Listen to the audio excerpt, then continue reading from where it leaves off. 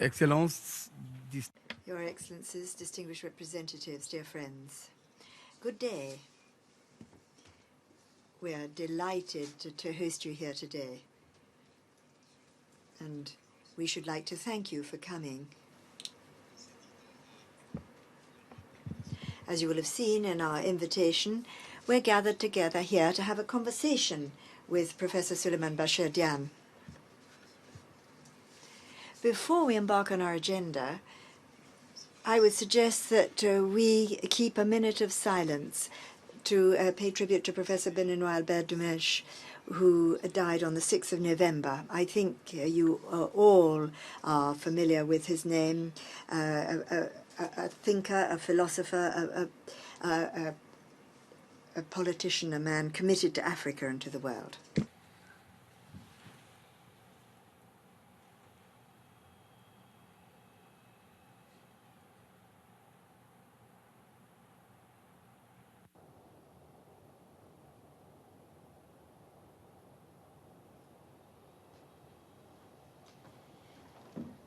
merci, qu'il repose. Thank you very much. May he rest in peace.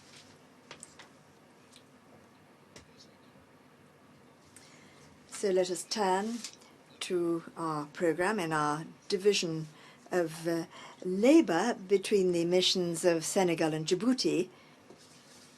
I think by consensus we've reached an agreement, unless you disagree, that we would have the welcoming address from you. So without further ado, the floor is yours, Ambassador. Your Excellency, Ambassadors, Permanent Representative of Djibouti, dear brother and friend Mohammed, Your Excellencies, dear colleagues, Professor, our friend and dear brother Bachir, guests. I'm delighted, first of all, to offer warm congratulations to the Ambassador of Djibouti, His Excellency, my brother and friend Mohammed, for having had the brilliant idea of organizing today's event. May I most warmly thank him for having so generously invited Senegal to co-sponsor this significant meeting. The idea of having this meeting came from him, so it's only thanks to his generosity that Senegal has been invited to join here. This is indeed a generous gesture, which is a perfect expression of the strong friendship and brotherly relations that link our two countries so very closely. What can be more inspiring and more gratifying for our community of nations as we are beset once again by ridiculous upheavals, very often stemming from human stupidity and a lack of moral compass? What could be a better idea than to invite here to the United Nations Professor Souleymane Bachir Diagne? Because we are all aware that our times are strange ones, marked by the resurgence of strong, iniquitous resort to narrow identities or anathemas, insults expressed to those who have beliefs that are deemed alien and reductive. This is a time when condescending ideological postures and intolerance are rife at a time when multilateralism is shaken, peace is threatened, as are stability and international security. breaking, hampering the harmonious coexistence of peoples. This is a sad panorama which gives us to believe that centrifugal retrograde forces refuse to yield to triumphant globalization, with, again, remarkable technological progress changing international society very quickly. When we look at this picture, which fills us both with bewilderment and hope, we need thinkers, philosophers of the caliber of Professor Diagne to shed light for us, to guide us, why not? His university curriculum and his scientific credibility fully authorize his presence here. We are aware that already in 2004, the Nouvel Observateur had indicated him as amongst the 25 greatest thinkers of our times. Indeed, we have always known that philosophy is very useful for the smooth functioning of society, including throughout the entire world. From ancient times to our days, this has been so. And as we have here, our friend Cataline, who has been at the highest level in UNESCO, I would recall that in 1951, UNESCO, with a genius for clarity, stated that the development of philosophical ideas in history and still today is of great importance, whether directly or indirectly, for the institution of democracy, for strengthening human rights, and for safeguarding peace. End of citation. This is still true today.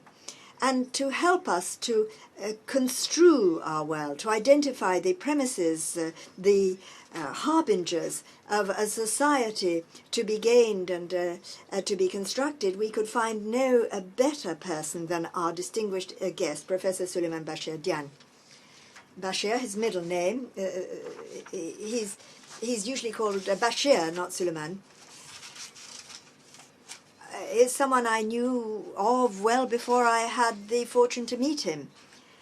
I came across him for the first time, quite by chance, when both of us, at about the same time, a little more than 20 years ago, were direct collaborators, colleagues of the president of Senegal, Abdou Diouf. He was a cultural advisor and I was a diplomatic advisor, diplomatic counselor. And I would say straight away that of all the team, Bachir was the best. He had the most subtle intellect, but he was also the most humble. Amongst other disciplines, he is a specialist of the history of Islamic science and philosophy, and today he is a professor at Columbia University in New York, where, if I've correctly understood, he has actually been teaching for 11 years now. He is a former graduate of the École Normale Supérieure, where 50 years previously another distinguished son of Senegal, the former poet President Léopold Sédar Senghor, had preceded him. He was a disciple of Louis Althusser and Jacques Derrida. Very soon, in 1978, he was agrégé de philosophie, and after having gone to Harvard, he defended his thesis at the Université Panthéon-Sorbonne, a thesis for the Doctorate of Philosophy, entitled Symbolic and Philosophy and Algebraic Logic, the Laws of the Thought of Georges Boulle. He is the author of many works on the history of logic, philosophy and literature, very original works. It would be tedious to mention all of them here. May I just mention 4 works of reference? I'm sure there are many others which are also books of reference, but I've had the privilege of reading these. How to be a philosopher in Islam, how to philosophize in Islam. Islam and Open Society, Fidelity and Movement in the Philosophy of Muhammad Iqbal, Leopold Sedar Senghor, African Art as Philosophy, and Boule, the bird of night, l'oiseau de nuit en plein jour, in daylight. So this is the man that it is my privilege and pleasure to introduce to you, philosopher emeritus. I am delighted to be your friend and your brother forever. Professor, we shall be all ears for what you say, and I'm fully convinced that your words will indeed echo those spoken in Tanger, Morocco yesterday by President Macky Sall on the occasion of the 12th edition of the Meadows Forum on the subject, crisis of global confidence facing subversion and uncertainty, when he affirmed that pluralities amongst societies cannot be reduced to a monolith dissolved therein. They must rather urge us to give and to receive, a prelude to the civilization which is universal, a symbiosis of all cultures and all civilizations, praised by the President poet Leopold Sedar Senghor, of remarkable destiny. And as he said, as President Sully said, we cannot resign ourselves to a loss of trust. We must not yield either to a hegemony when it comes to civilization, nor to the disquiet of the present or the fear of the morrow. There is the risk of failing to act. I believe that the guidance which will be given by our illustrious guest will enable us better to grasp the central nature of these two intrinsically and dialectically linked values of the United Nations, freedom and responsibility. These are two values which drive the world forward. Victor Hugo said that everything which increases freedom also increases responsibility.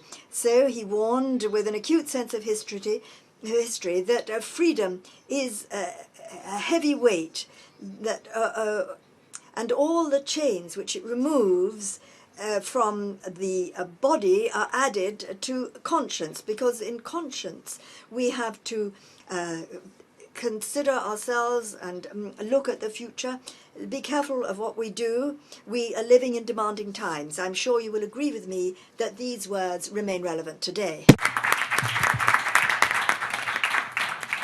Merci à toi, cher. Thank you very much, dear colleague. Everything that you've said, I think, will find an echo and be indeed the justification for our having thought of having today's meeting. I'd like also to provide some context and say that today's event is part and parcel of the celebration of the International Day of Philosophy, to occur next week, the 21st of November, but for scheduling reasons, we've brought it forward by a week. And this is a pioneering initiative. We would like to see it becoming a firm institution. So we trust that today's event will be a premiere and will be followed by a second, third, fourth, and so on and so forth.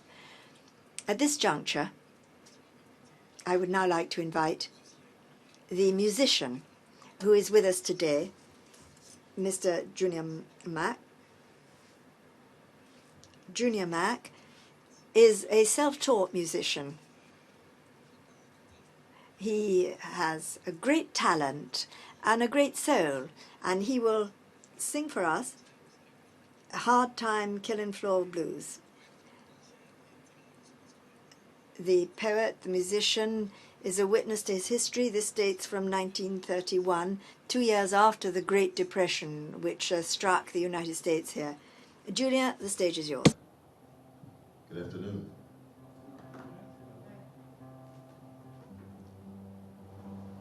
My name is Junior Mack, and I'm a musician. I've been playing guitar for about 51 years, and it's a pleasure being here. And I must say that it is refreshing to see some good work going on in the midst of all the turbulence that we have in the country and around the world. So I'm honored to be here. This song was written by Skip James, an old blues man from the 20s and the 30s. Hard time killing floor blues.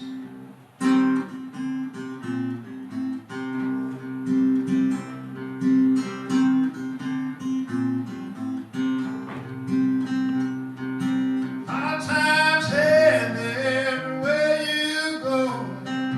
Times is harder than ever been before. Now the people are drifting from door to door. Can't find no help and I don't care where they go.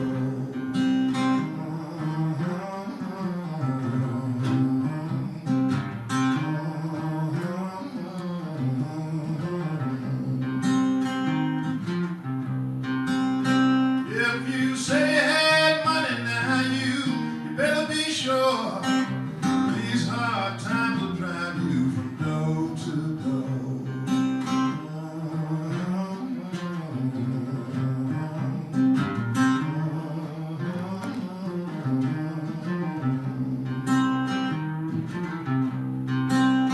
Now you hear me singing my old lonesome song.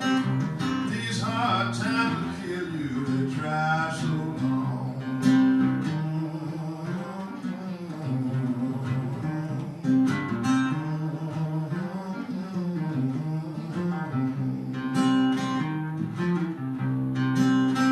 If I ever get off this old killing floor, I'll never get down this low no more. No, no,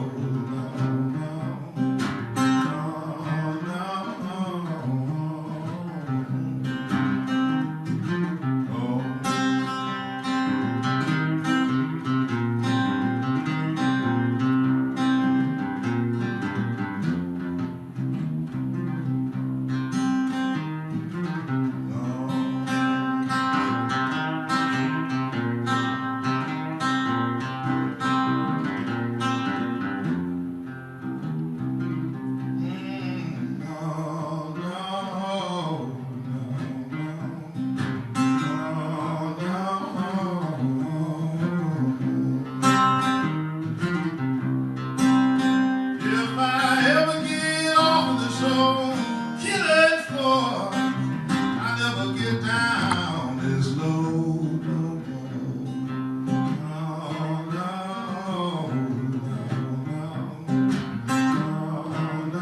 No,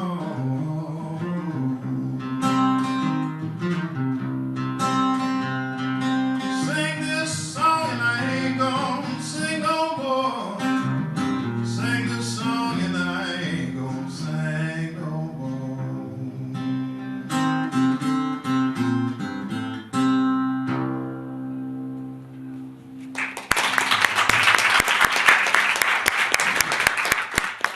Thank you so much, Mr. Junior Mark, for this deep, poignant contribution. Once again, I'd like to ask you to give him a big hand once again.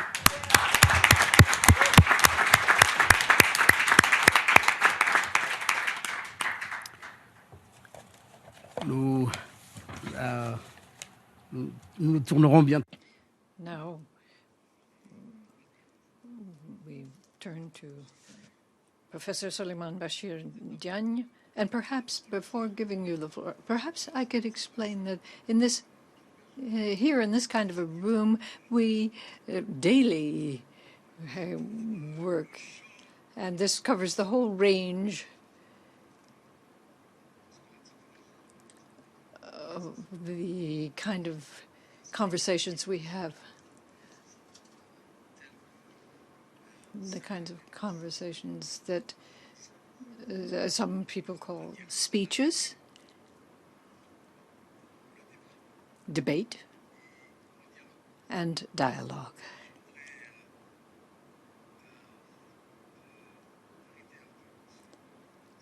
I would dwell on the word dialogue. It's supposed to be cooperative and directed towards a result, but sometimes we find that in our debates here, it can increase the development and depth of these ideas. So may I ask you, what are the conditions of success of dialogue? What makes dialogue succeed?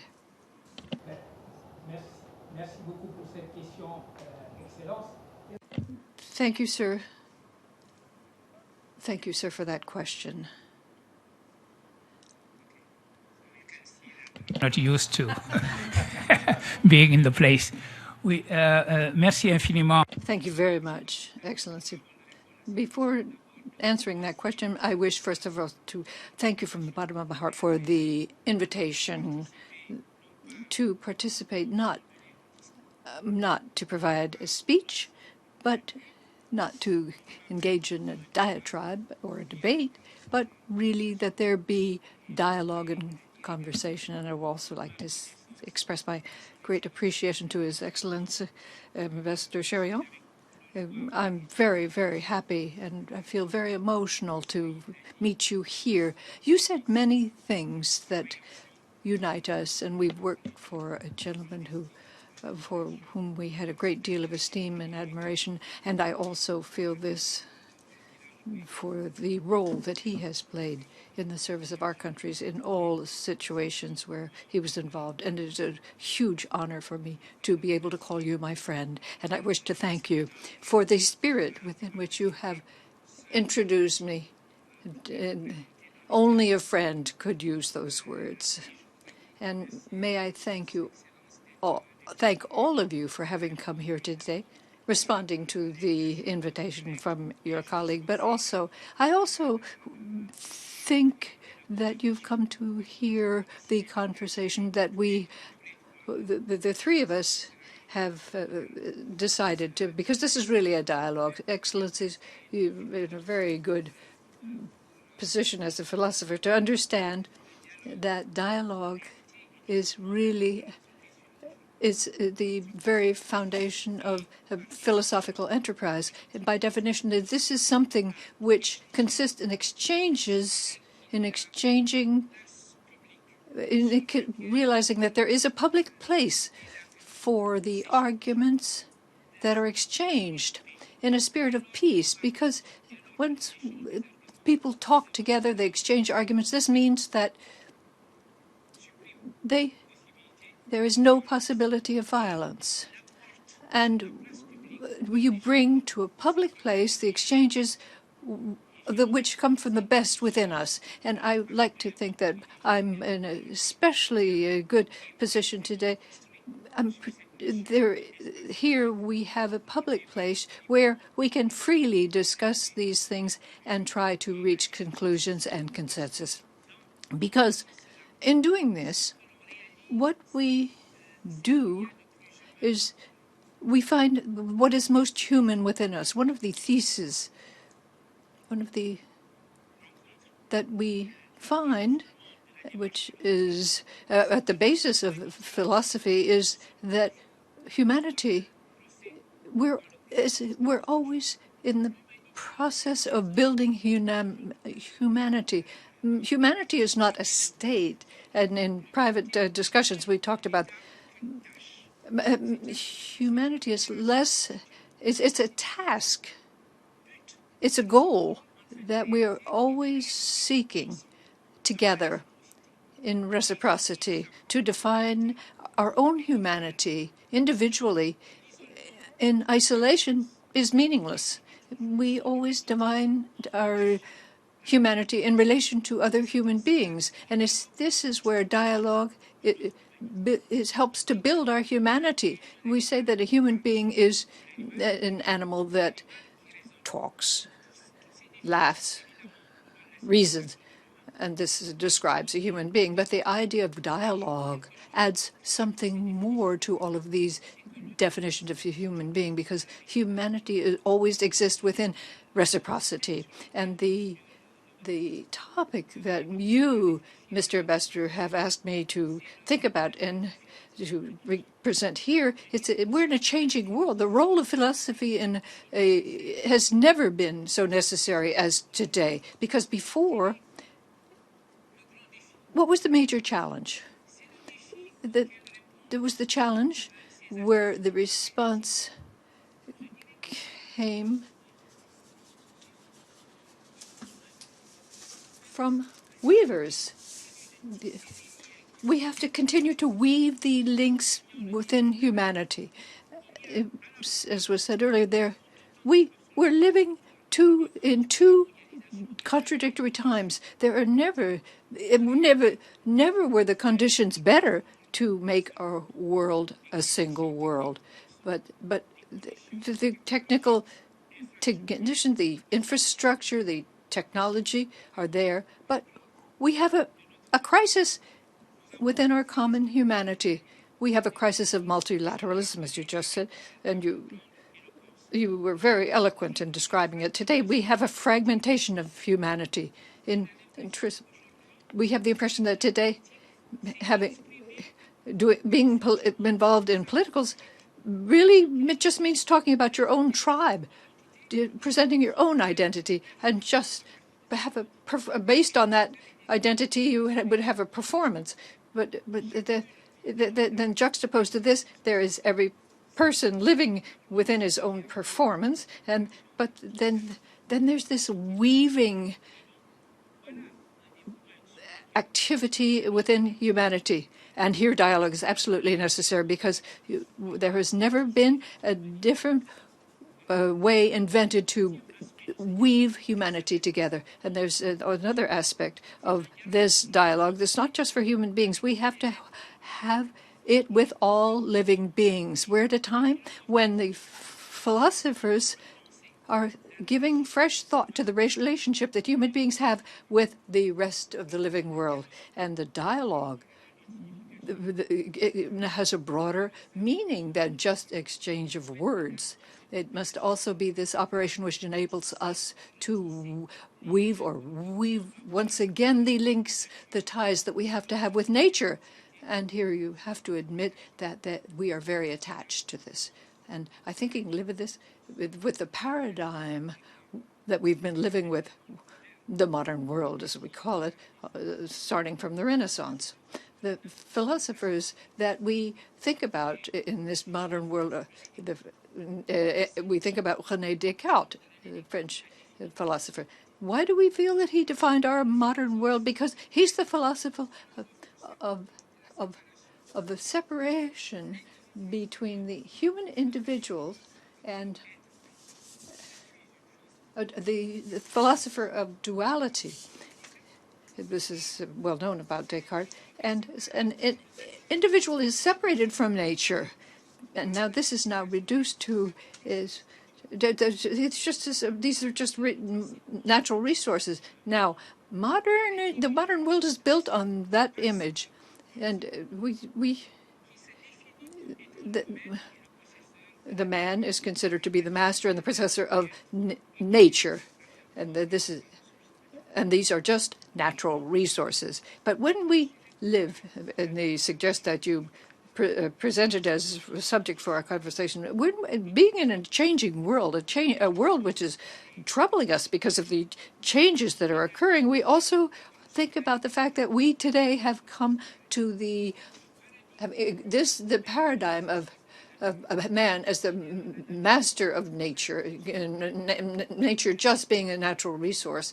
This paradigm doesn't work anymore. We have this Greta Thunberg, this marvelous young woman, who's showing we cannot go on like this. We have to weave again dialogue, not only among human beings, but with all living beings on this earth that we're sharing, this world we share, so that our world can be inhabited and livable and sustainable and lasting.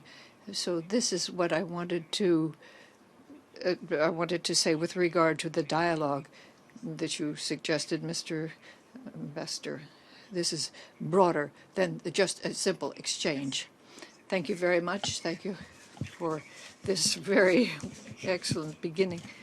There is the crisis of multilateralism, as we mentioned, ours are French, and also this involves international relations. This is a theme which has also was mentioned in the Paris Forum, and the president participated in that. That crisis involves the multilateral system as we've known thus far. But we're moving towards the celebration of the 15th anniversary of the 75th anniversary of the United Nations. And war is still very present. Terrorism, which is still affecting many of our countries in Africa, not just Africa, it's still present as a metaphor, because we talk about trade wars with the applications that are not yet known. We still don't know what the implications will be of this. But my question is, to return to the theme, how has philosophy dealt with this crisis in the way that it works? And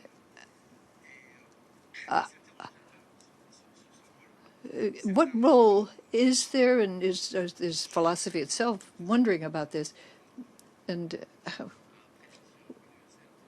what universal aspects could there be that would help us to elucidate the questions which are vital and essential that we're facing here in this modern world, in a changing world, which is also troubling?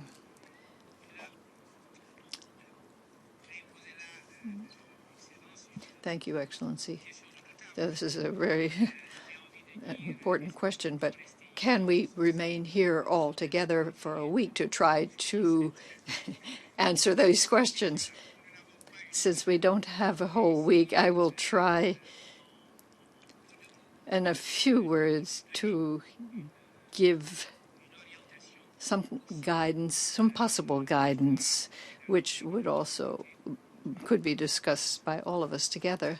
First of all, the fact that philosophy is in crisis, and you're quite right to say that, is that a problem or a fault? It is in the nature of philosophy to be in crisis. Philosophy is a discipline of crisis. It's a discipline of concern, and it's excellent that it be like that for the following reasons. What is the opposite of concern and crisis? It's a kind of satisfaction in one's own certainty, and that, in other words, we're certain about what we think about. We're certain about our own opinion. We're certain about a number of considerations that we received without even considering them. We live with them, and they define our perspective towards the world, and we are prepared to fight for them. That philosophy is we'd go with something that would call into question this certainty and to bring a crisis to these certainties. So to carry out this extremely difficult operation, which is basically it's decentering, the capacity to look at one's position in relation to the positions of the other. And here's where the possibilities for dialogue is that I listen to you and understand you. But for that, I have to carry out this extremely difficult operation to embrace your perspective. I don't necessarily have to agree with your perspective, but at least I have to understand what you're talking about, because I've understood that other places and other perspectives other than mine are possible.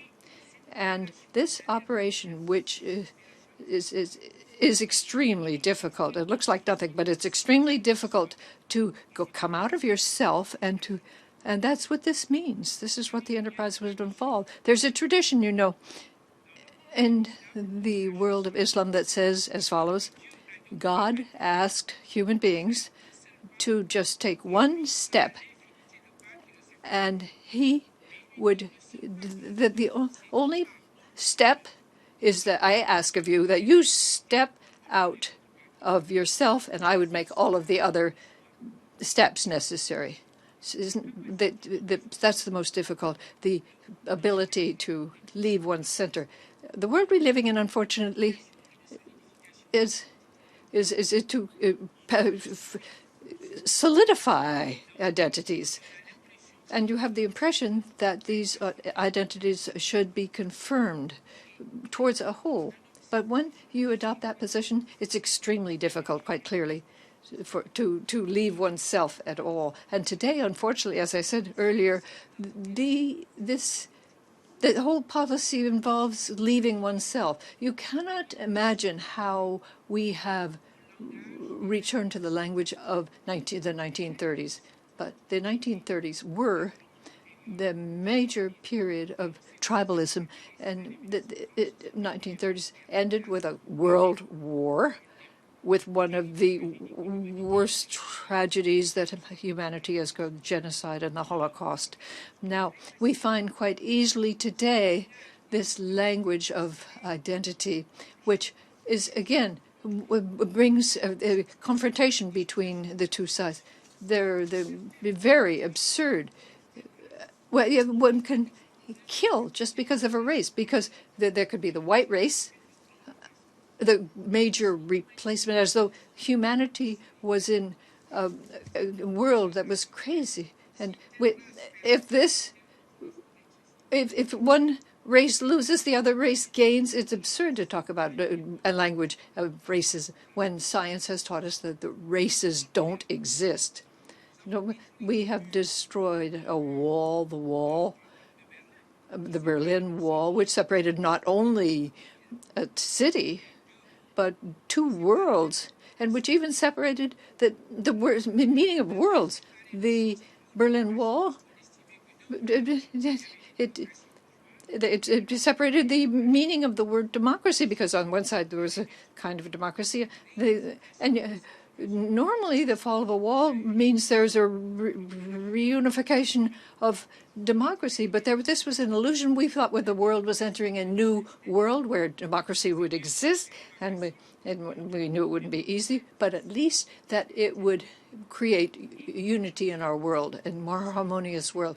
Now we find that there is a crisis where even the oldest democracies are headed, I have to be diplomatic, I'm not going to name names, but they're headed by leaders who are going to fiddle with democracy itself. So to see how far they can go with departing from constitutions, to see, not to refer to regimes which are not democratic at all, but the reunification that we had thought would come is, it's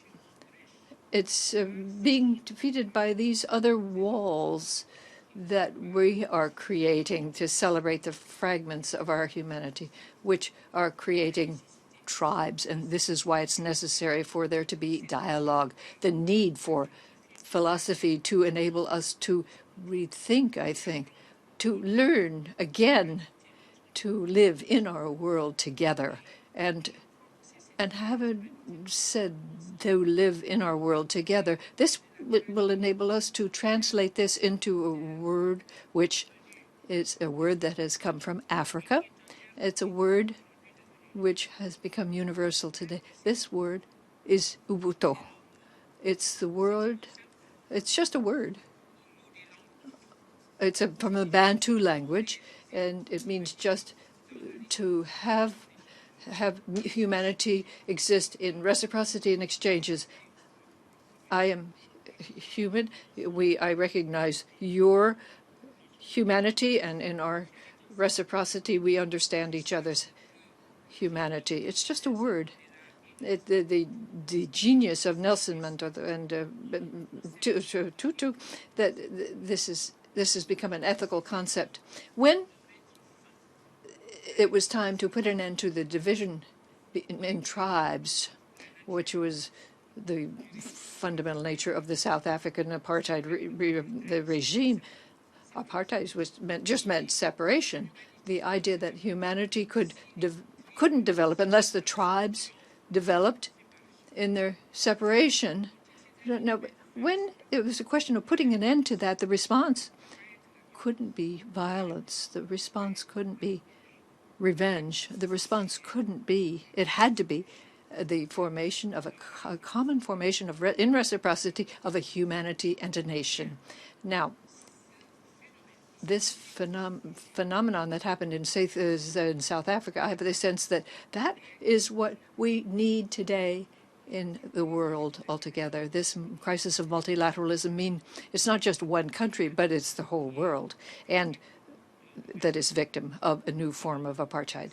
And the only response to apartheid, which is no longer in South Africa, but a global apartheid, once again, a Ubuntu at the global level. Ubuntu, the realization of our humanity together, and Ubuntu, the realization of our humanity through a humanization of the earth and dialogue among and other living beings that we share this earth with. And once again, it's an excellent analysis. This exchange, there's not deorientation, but reorientation is perhaps. We need, if I understood what you said, we need to mobilize ourselves and look to the past so as not to reproduce, to have again the errors that led to the building of walls before and the consolidation of separate identities. At this point, I'd like to give an opportunity to the distinguished representatives who would like to interact with the professor. And so to have a Morocco, you have the floor. Je vous remercie, Monsieur l'Ambassadeur. Je suis en... Thank you very much, Your Excellency. I'm the Deputy Permanent Representative of Morocco, and it is indeed a delight to find myself here amidst all of you. Obviously, my thanks go to the Ambassador of Djibouti for having invited us to this meeting, and to the Ambassador of Senegal for having brought us together in this extremely important meeting, one that is, I think, refreshing, because we come out of our debates every day in these rooms, 1, 2, 3, 4, 5, all the other rooms in the United Nations, so we're very pleased at this debate, and obviously we are pleased to have in Tangier President Macky Sall, and the words that he spoke in Tangier are ones that I wish to echo. These are truths that are very valuable indeed in today's world. I should also like to thank our philosopher, Souleymane Bachir Diagne, for being with us here. As the Ambassador of Djibouti has said, we should have this dialogue every year, and perhaps even more than once a year. I would like to speak to two aspects. Firstly, dialogue. I think that with dialogue goes respect. Each party has to respect the other, to be respectful of the other interlocutor. This has to reign so that there can be a dialogue. As Bashir said, you have to have respect, you have to listen to the other with tolerance. As was said in the introduction, alas, today we are witnessing the rise of extremism, resurgence of hackles rising, and people not looking outwards. And it's very important to go against this dialogue of hatred, to think of the others. All philosophers, all men of the cloth, all should be able to speak and speak out in their opposition to these sentiments which are against the human values of respect and dialogue. It's very important. So philosophers have a role, thinkers have a role as well, so that it's not just politicians and diplomats, but also representatives of religion, philosophers. They all have a right to say their say against these discourses of hatred, because in every society there are many people who are listening to philosophy, who practice philosophy, who are heeding philosophers. So it's very important for us to bear this in mind. Then secondly,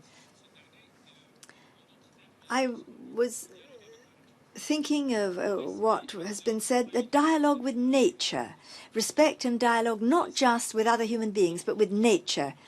The combating of climate change, respecting nature, it's the same thing. So we need this dialogue. Through dialogue, we have respect. Through respecting nature, we can avert climate change and combat it and ensure that we can meet our commitments. So this is a very important point, this dialogue with nature. I'm not a philosopher, I'm far from understanding philosophy, but I interpret this, I construe this as a respect for nature. We listen, we hear what nature needs, what nature is seeking. So here in the United Nations, we all defend the respect of nature and combat climate change. I just wanted to pick out those two examples to say that obviously philosophy is of great importance. You've done many research projects in the Muslim world. I think in the Muslim world, the philosophers were present in an extremely prosperous age, and I trust that we shall see that same prosperity, because it's very important to have our dialogue being guided. And in this way, we can avert all forms of radical extremism. Thank you very much. L'ambassadeur de... Thank you. We now have the ambassador of Hungary. Merci beaucoup. Thank you very much, Your Excellencies, hosting this very important afternoon. As I would like to say humbly that, yes, I spent many years at UNESCO, and we created the International Day of Philosophy, and since 2002, every year we really remember the importance of philosophy. I would love to see today repetitive action here, exactly because the way my dear colleague from Morocco said so well that we forget why we are here. We are really here for the importance of dialogue. And I really believe that for everybody, there is a chance to learn from each other.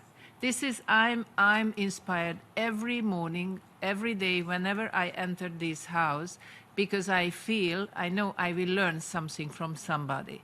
And I think we have to have that kind of openness. This is what we have to, of course, work every of us on, because it has to come from inside. It has to be built up. Now, I'm a European, so I was brought up by European philosophers. And this is a totally different approach towards the world. It's Descartes, it's a kind of philosophy that I'm in the center. It's our ego, which is so influential in our philosophies, in our way of thinking. And when I came across the very first time in my life with Ubuntu, I was totally taken by that, because it gave me an understanding about another kind of approach towards the world. And that's why I say that if we have the openness in ourselves, then we have the chance, at least the chance, I would say, not to misunderstand each other, but really understand each other. But this kind of approach towards each other is something what is so very often missing in our everyday world. And you just feel that the UN should be really the quintessential base for that kind of approach in the world. I am also taken by, Professor, your whole concept of being in conversation with the living. And of course, we know that in African philosophy, we talked about that it is so important that you have a conversation with the soil, with the main element you are coming from. So in a way, culture and philosophy, religion and philosophy, way of thinking and philosophy, they are all totally interconnected. And of course, we know that go back to nature, it is something what's been said so often. Rousseau himself was talking about that. So there are kind of movements. I've got one question. Welcoming you, Professor. It's an honor to be here. And I would like to thank my dear brother, the ambassador of Djibouti, giving me the most inspirational books of African philosophy. So I'm taken and I'm reading, and I hope that I can even understand you better, because I very much believe on the level of intuition and love and affection, and it's there, but it's good that we can go through philosophy even on a different intellectual level, closer to each other. Professor, you were talking about the improvement of humanity. Having said that, we repeat our mistakes all the time. We go back all the time to our mistakes, and it's everywhere. It doesn't matter which continent you are talking about. So for me, the big mystery is that after so many thousand years, that there is a humanity in different formats, in different pictures in the world. How we will be able really to improve ourselves? Is it still the evil and the God at the same time in ourselves? I mean, so how can we really improve ourselves? Thank you very much for coming to the UN. Thank you, Kathleen. You have the floor.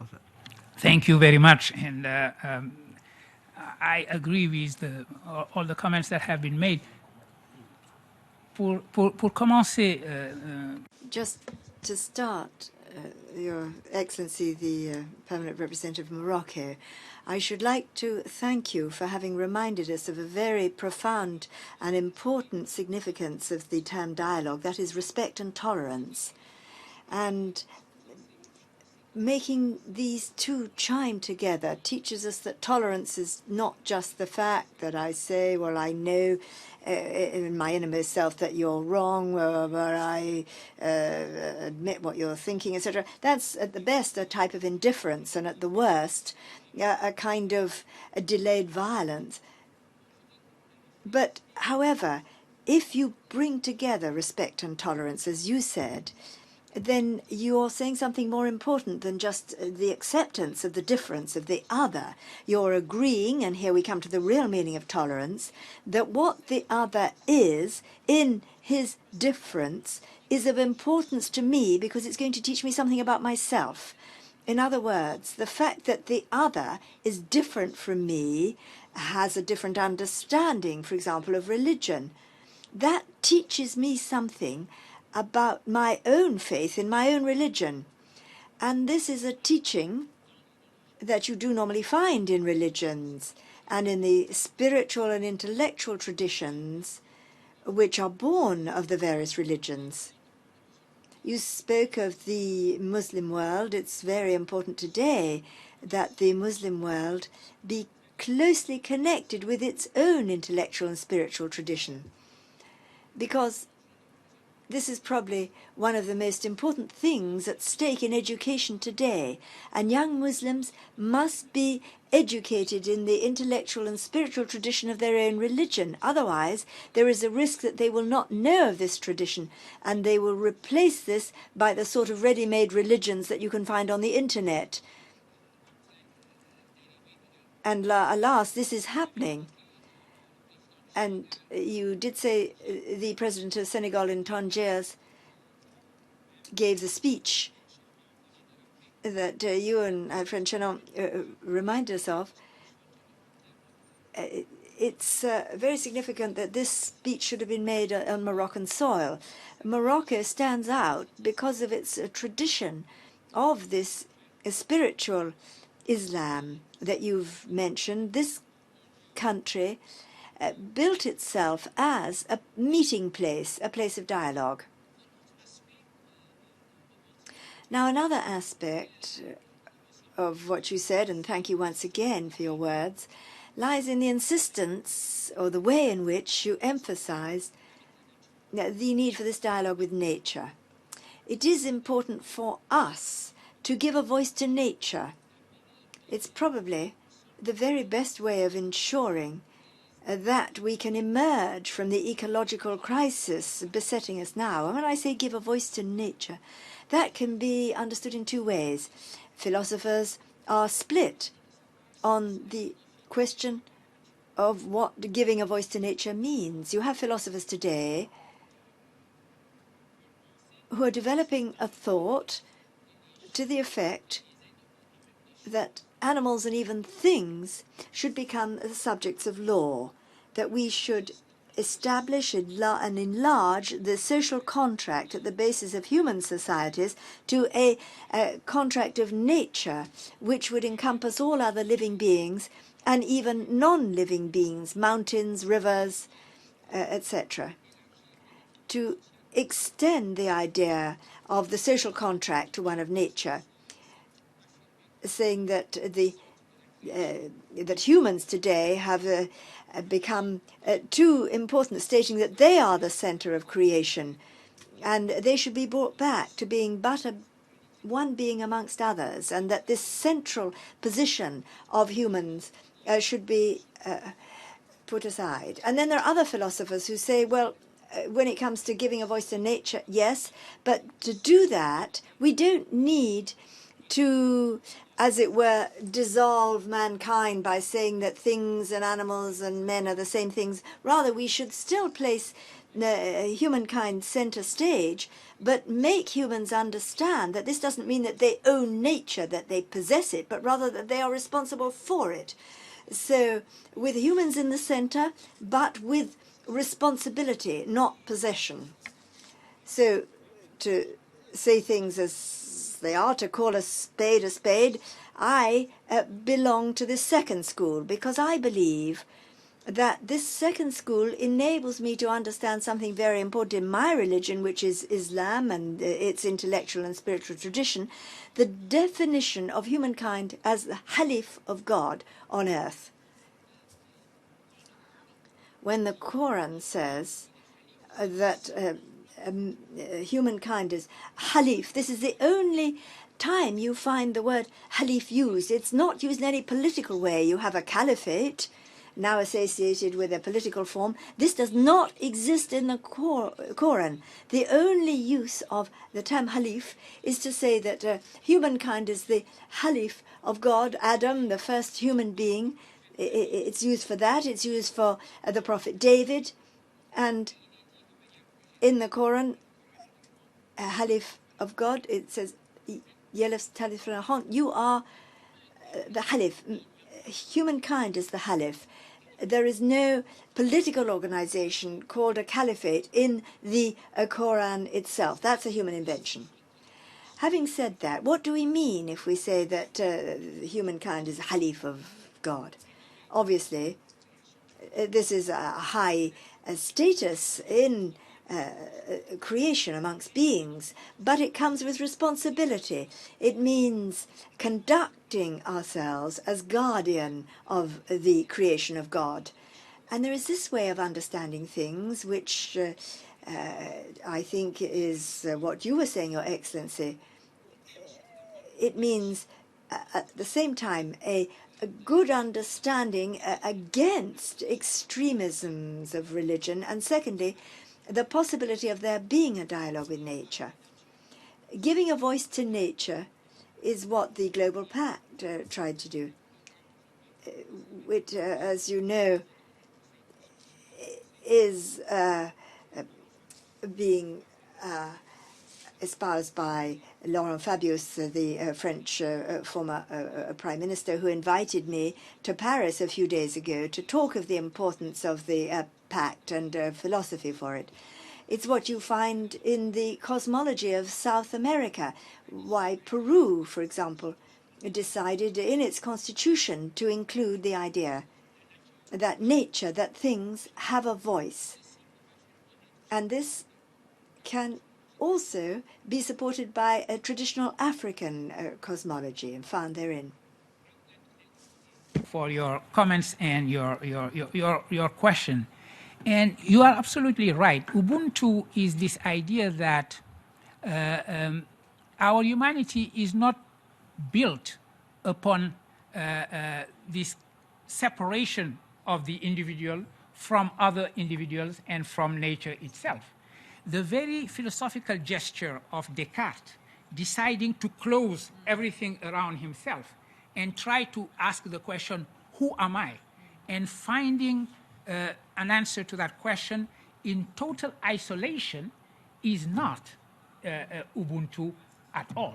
But at the same time, once you have said that, one should not go to the conclusion that in Africa the individual doesn't count at all and only the group counts, because this has been used by people who fought against the very notion of an African Charter of Human Rights.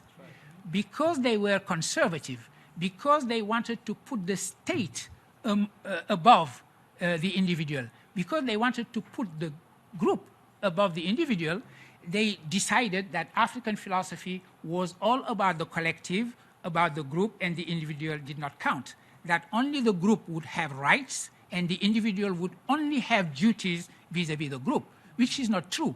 When you examine closely African traditions, there is an affirmation of the value of the individual. What is said by Ubuntu is that the individual realizes himself or herself as a person, a full-fledged person, useful for their community, with the support and the help of the totality of the community. In other words, this is a process of becoming a person through the support and the help of the community. It is a dialectical exchange between the individual and the community in order to fully realize my potential as a person, rather than a simple ignorance of my rights as an individual and the idea that only the group has. About the goodness in us and the evil in us, I'm afraid that this is constitutive of who we are. Mm-hmm. I mentioned the idea of the human being being a Khalif of God, which means that God somehow gave the individual something he did not give to any other creature, which is freedom, the capacity to say no. We can use that capacity to say no for the good or the evil, and that defines us as human beings. Thank you, philosopher, for this response, and thank you for setting the record straight. We have 7 minutes. I'd like to give an opportunity to the DPR from Comoros to ask a question and then respond, and then we'll have to conclude. All good things have to come to an end. Merci, Monsieur. Thank you, Mr. Ambassador. Yeah.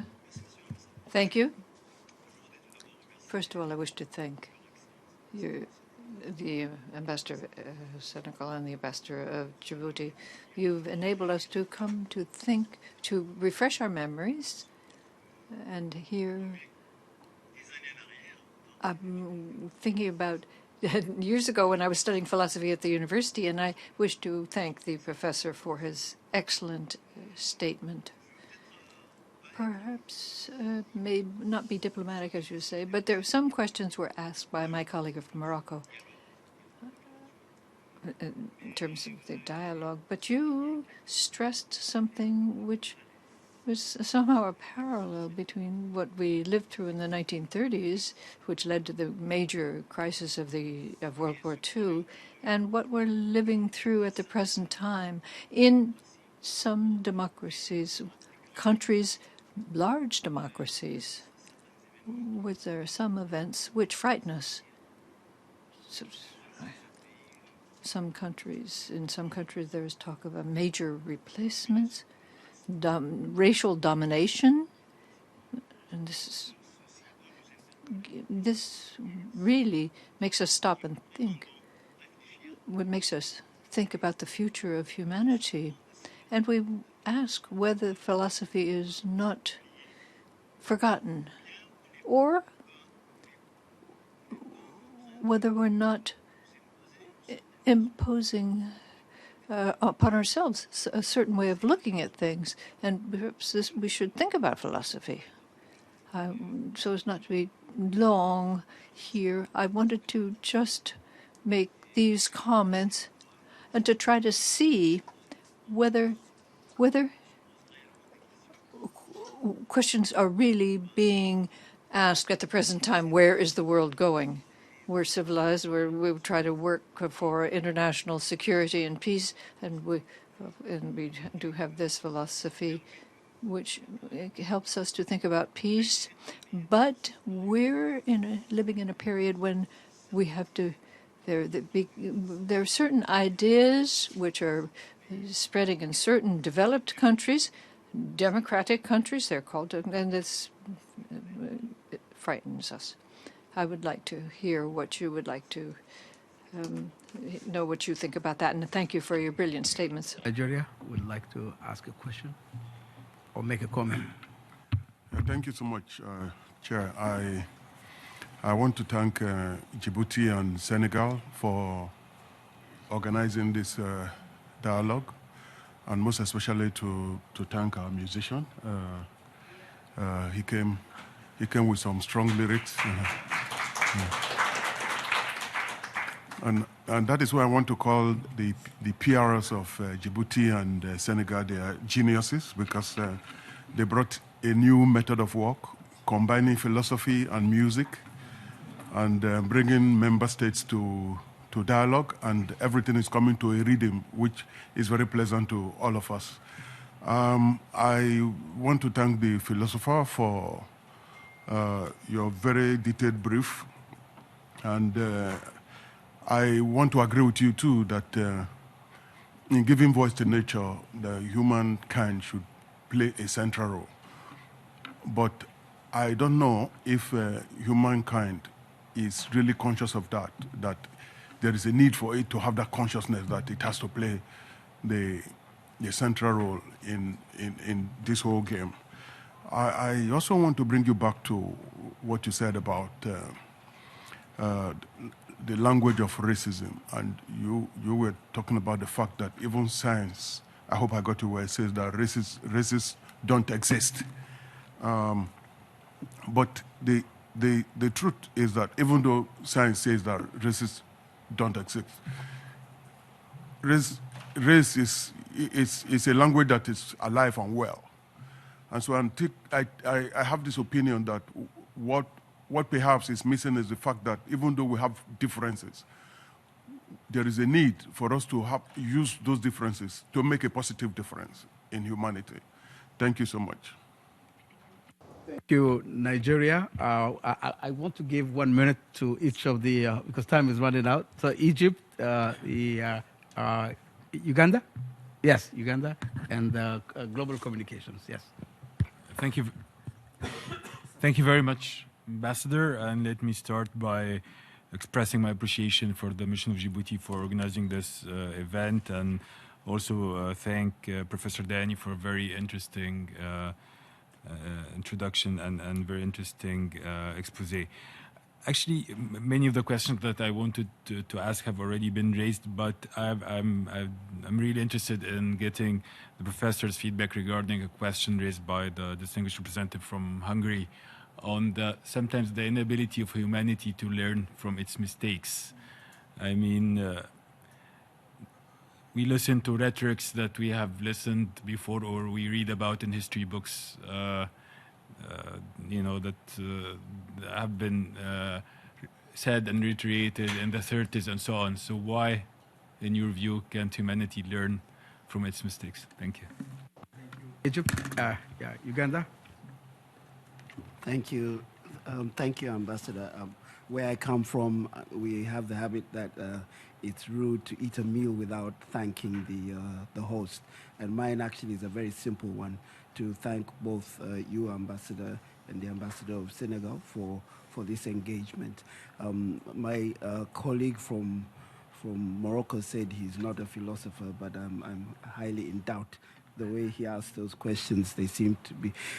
Just to be very brief, actually mine wasn't to go into the substance, but I'm just thinking with two hats how, of course, a lot of the substance, as the ambassador of Hungary has said, substantially is being discussed in UNESCO, but I also think aloud about the normative processes that we engage through here in the General Assembly. And therefore, notwithstanding the fact that the agenda is heavy, but the importance of having this kind of reflection in the course of our work is something that would be useful.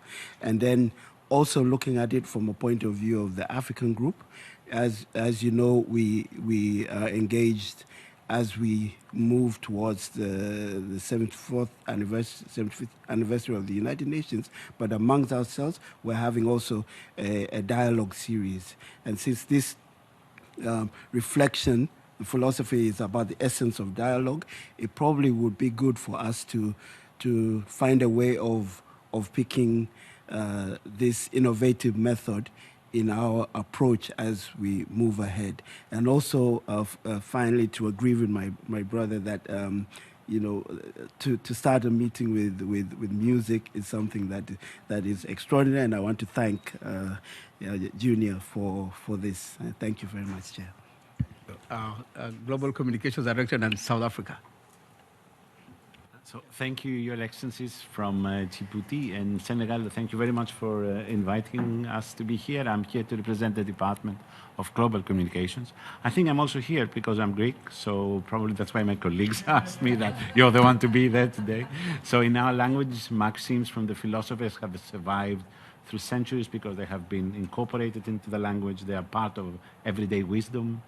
I remember my grandmother telling me, you have to know thyself before you do anything. So it's more or less within the tradition. And just a small comment on what you said about the individual and the society. So know thyself was one, your duty to the society was second. So these were very important things, and they are very much woven into the culture. But as I manage the preservation, so I'm trying to lead the preservation of the knowledge that the United Nations produces. So I'm managing the United Nations Headquarters Library and a number of libraries around the globe. So the issue for me, and I think it links very well to the question from His Excellency from Egypt, why we don't learn from history, is the construction of knowledge, the categorization and the construction of knowledge, and who chooses what knowledge needs to survive, and how do future generations are going to create an identity based on the knowledge that we choose today. Do we choose right? Do we know what we are including? That these are my everyday concerns, and I'm very happy to voice them here today. Thank you. Thank you for sharing your concerns, the distinguished representative of South Africa. And then I'll give an opportunity to the philosopher to respond. Thank you very much, Mr. Chairman. Let me first start by expressing my gratitude to you, Your Excellency, Excellencies of Djibouti, Senegal, for organizing this very important discussion. And also thanks to our brother, the philosopher Souleymane, for his very telling intervention. For the reasons of time, I'll be brief. It seems to me that the current global order is one which is polarized between forces of cosmopolitanism and anti-cosmopolitanism.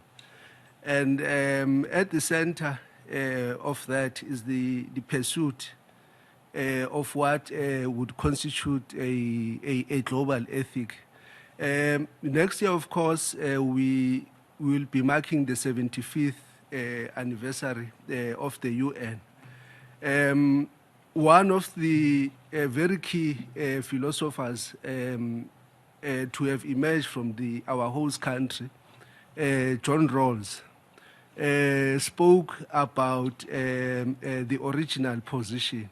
So next year, I think we'll have the opportunity to revert to the original position and see whether how far have we fared in terms of fulfilling the promise of 1945.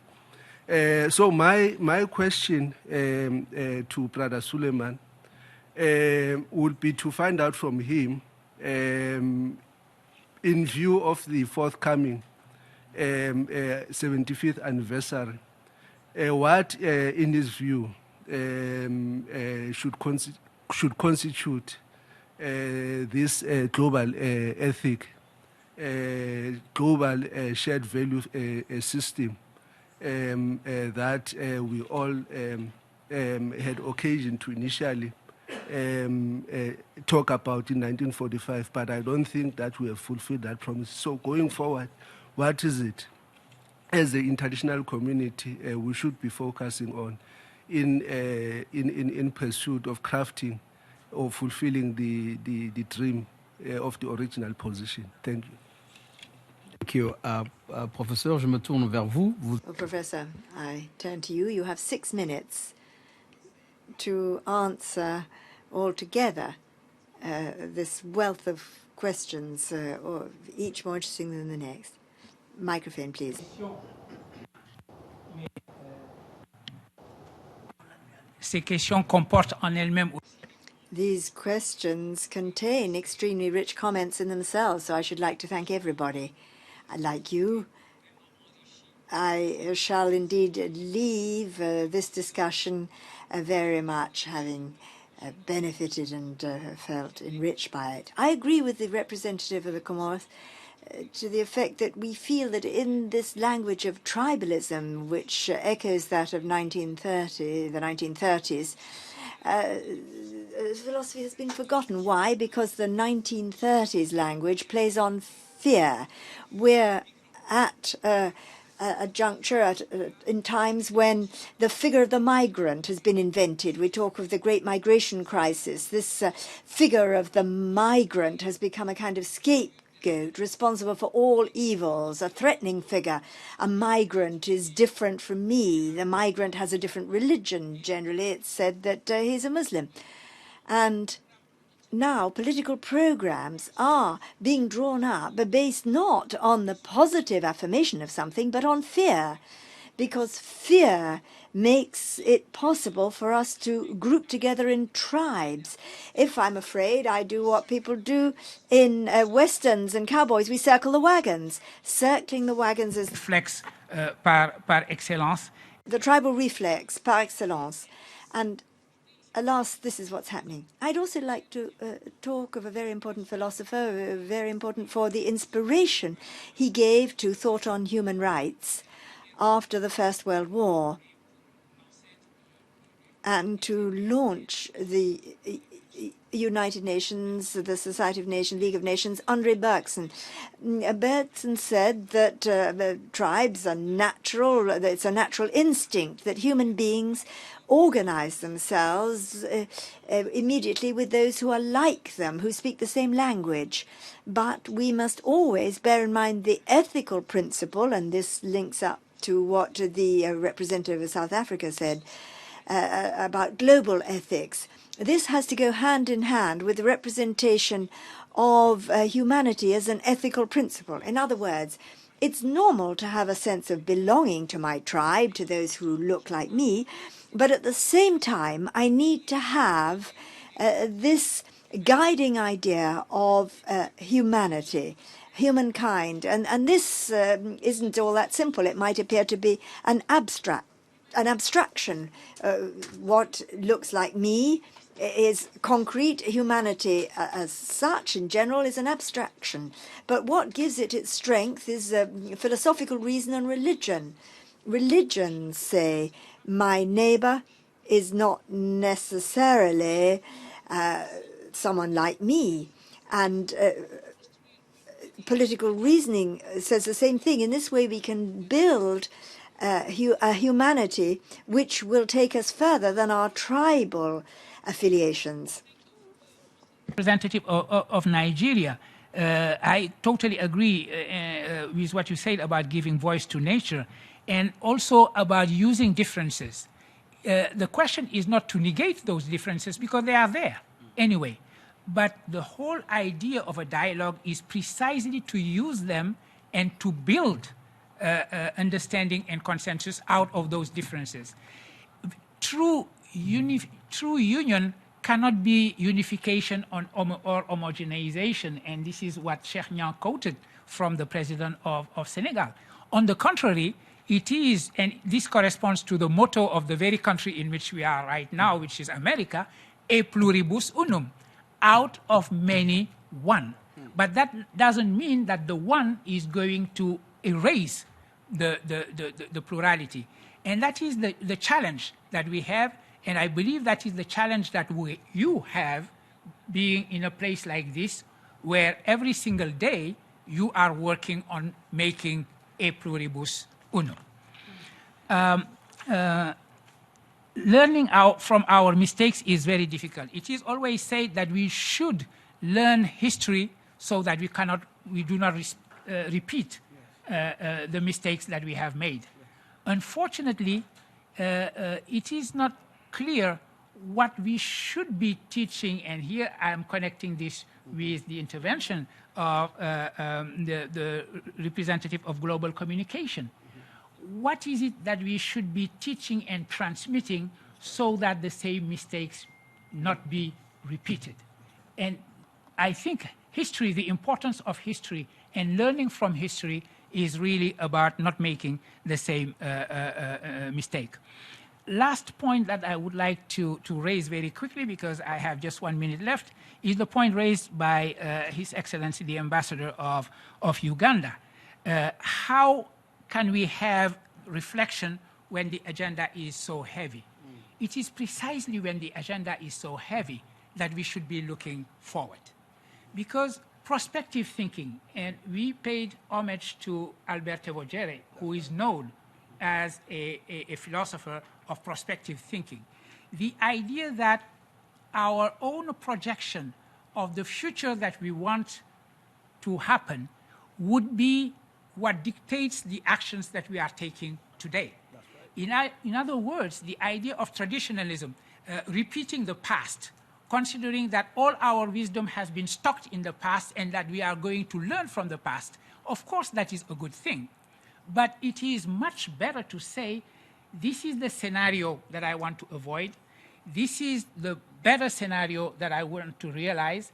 If I want tomorrow to look like this, how should I start acting today? And that is probably the best way to, when the agenda is so heavy, to think about it, because otherwise we are taken from a task to the next task and we don't take the time to just give some reflection to that. And this is why I am so honored, and I want to express again my gratitude that for taking out of your agenda this time to share thoughts with someone like me on just general philosophical consideration. I appreciate that so much, and I wanted to thank you again for that, and I wanted to thank the musician who reminded us what the value of life is. Yeah. Thank you. I'd like to give an opportunity to the Ambassador of Senegal to say a few concluding remarks. Yeah. And I'll also come in very briefly, yes, 30 seconds. I will be very brief, just 1 minute. Tout d'abord, Mohamed. Firstly, Mohamed, thank you very much for having organized this event. We had philosophy, your love of philosophy, and you managed to get here a philosopher who has certainly not disappointed us, and his presence enabled us to remember that it is important that we should put man at the center of the concerns that we have to address here on our UN agenda. There is a very heavy philosophical concept in the Charter, and Ubuntu is indeed there in the Charter. It's not just about man, but about man and his environment. If we look at the Charter, we're talking about a free man, a man living in peace, at his ease in a general environment. And I think that the professor's answers to the questions put indeed did express how important it is to come back to the essential truth. What must the basis of our actions be as men? And this is something that we as diplomats must never forget, that we are here to safeguard what is most vital in man's mission on Earth, one where at peace with all the world. So thank you very much to the mission for having organized this. Thank you, just very briefly. I don't know how I can thank you, Professor. My friend, everybody here, thank you for having made your contribution, how important it is to pause and take stock, to clarify what is at stake, what awaits us, refuse ready-made thought. Try to put everything aside. To govern change doesn't mean being dominated by change. Interpreting crisis means not using fear to construe it, but rather hope. I would like to conclude with this word of Odla.